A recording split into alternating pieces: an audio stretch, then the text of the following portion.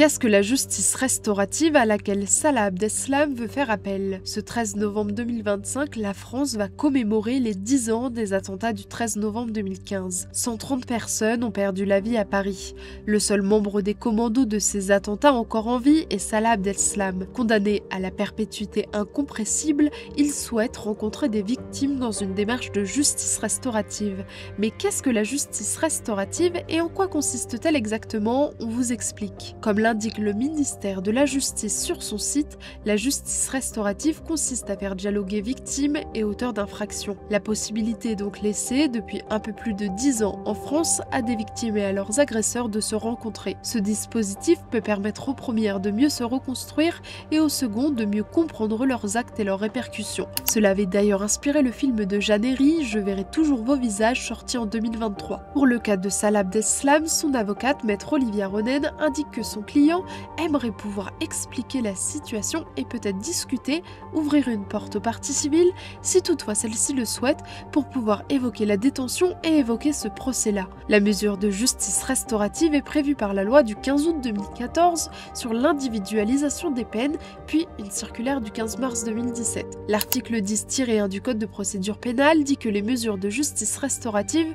peuvent s'appliquer à l'occasion de toute procédure pénale et à tous les stades de la procédure. En aucun cas, la justice restaurative ne se substitue donc à la justice pénale. La justice restaurative implique alors la reconnaissance des faits, principe directeur fondamental, le consentement explicite des participants, la présence d'un tiers, le contrôle de l'autorité judiciaire et la confidentialité des échanges. Mais alors, quel est le but? Selon le ministère de la Justice, l'intérêt de cette mise en relation entre condamnés et victimes est de rétablir le lien social. L'avocate de Salah Abdeslam, elle, évoque de viser un apaisement social. L'idée est donc, en confrontant directement l'auteur du crime à ses victimes, de mieux le sensibiliser aux conséquences de son acte. Ce concept pourrait ainsi permettre de prévenir au mieux la récidive. Dans le cas de Salah Abdeslam, cette justice restaurative est également une demande faite par certaines parties civiles qui souhaitent pouvoir entrer en contact avec lui à assurer son avocate. Une demande qui fait polémique.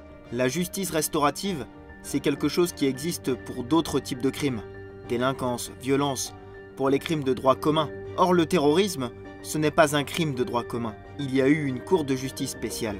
En faisant cette demande, Abdeslam fait croire que le terrorisme, c'est un crime comme les autres. C'est très pervers parce que ça cherche à banaliser les violences terroristes. À Fustigeris, le dessinateur grièvement blessé pendant l'attentat contre Charlie Hebdo en janvier 2015. Actuellement, en matière de terrorisme, aucun dispositif de justice restaurative n'a été mis en place en France.